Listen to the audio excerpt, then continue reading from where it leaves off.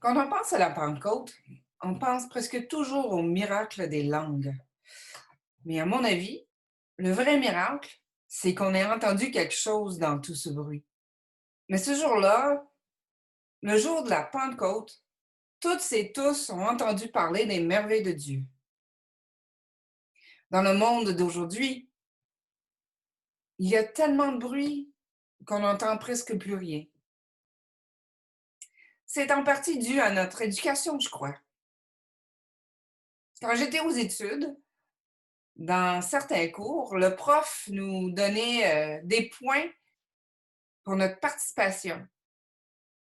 Il fallait s'exprimer, se faire entendre. Oui, on nous apprend à nous faire entendre, à parler pour convaincre, plus que pour entendre vraiment, c'est-à-dire comprendre d'autres points de vue, d'autres façons de voir le monde. Le jour de la Pentecôte, c'était tout à fait différent. Toutes et tous ont entendu parler des merveilles de Dieu. L'histoire ne nous dit pas quoi exactement.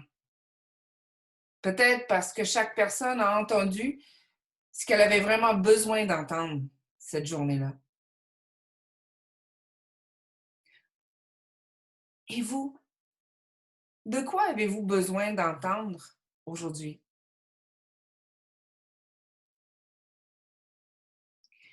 Le jour de la Pentecôte, on ne sait pas ce que les gens ont entendu. Tout ce qu'on sait, c'est que l'expérience a été complètement transformatrice, du moins pour un certain nombre d'entre eux. Il y en a même qui sont devenus prophètes. C'est curieux. À la parole sur le pouce, vendredi dernier, on parlait des dons que nous avons reçus. Il y avait beaucoup d'enseignants parmi nous, des gens qui ont le don de transmettre aux générations futures. Il y a aussi des gens qui ont le don d'aider les autres. Mais personne n'a dit, j'ai le don d'être prophète. Et pourtant, dans l'extrait des Actes que Paul-André vient de nous lire, Pierre cite le livre du prophète Joël et affirme: Dieu dit, je répandrai mon esprit sur tout être humain. Vos fils et vos filles deviendront prophètes. Vos jeunes gens auront des visions. Vos vieillards auront des songes. Oui, je répandrai mon esprit sur mes serviteurs, sur mes servantes en ces jours-là, et ils seront prophètes. Et oui, frères et sœurs, nous en qui l'esprit travaille, nous avons le don d'être prophètes. Si ça vous donne la trouille, sachez que vous êtes en bonne compagnie. Bon nombre de prophètes ont protesté quand Dieu les a appelés. Pensons à Moïse.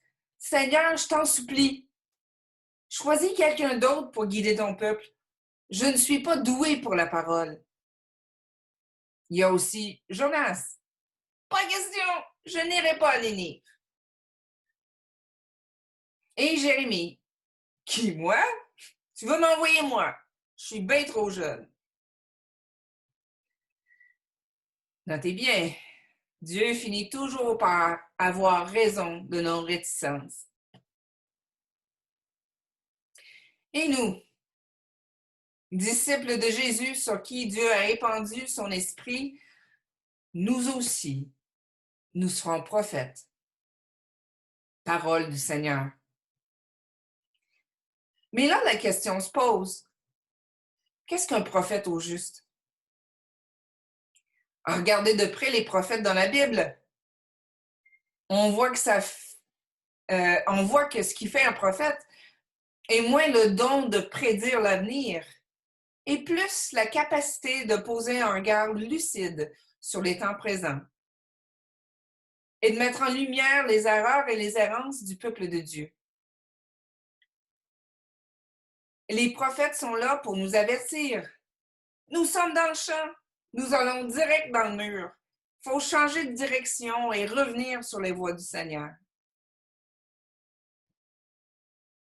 Et les prophètes sont aussi là pour attirer l'attention sur la présence et l'œuvre de Dieu dans le monde, au temps de crise comme en temps normal.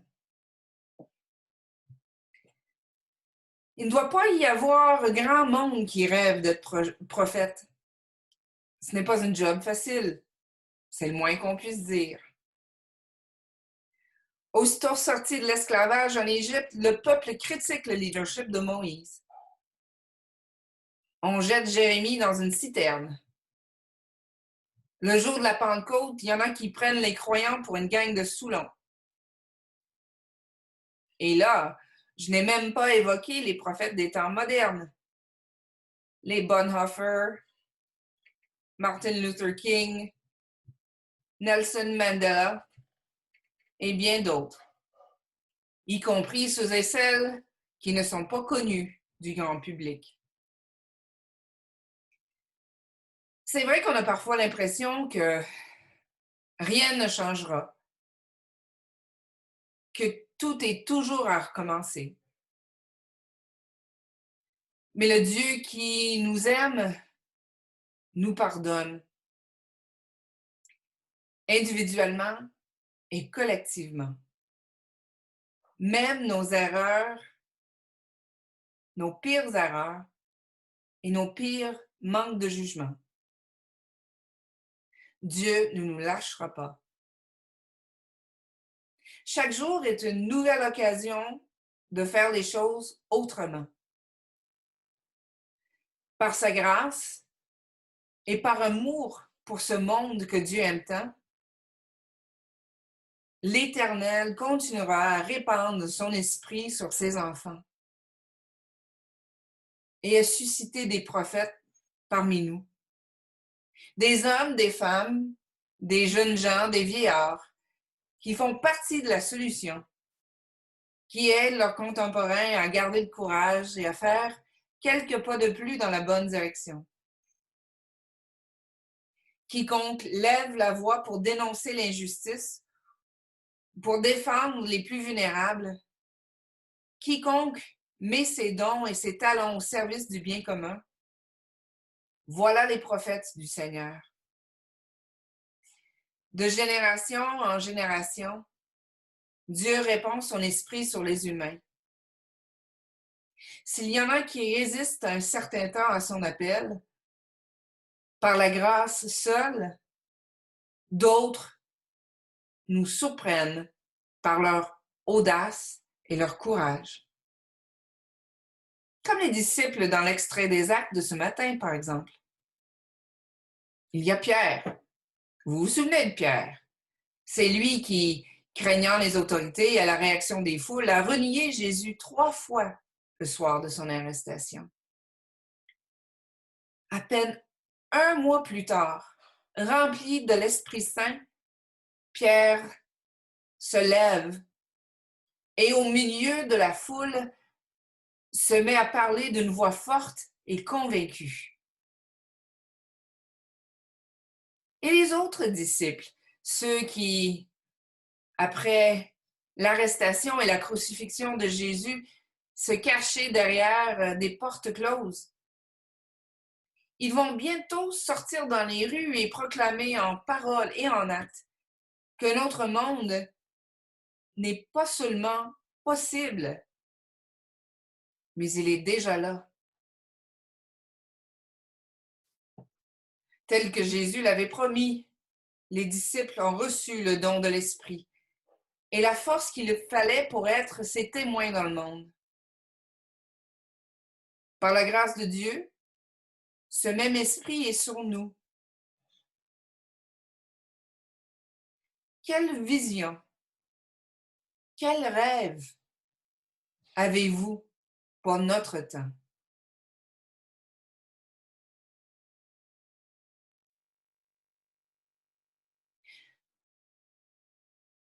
Nous sommes toutes et tous prophètes. Nous avons des rêves. Prions que, par la grâce de Dieu, l'Esprit Saint nous donne la force, le courage et l'élan pour participer à leur réalisation. Amen.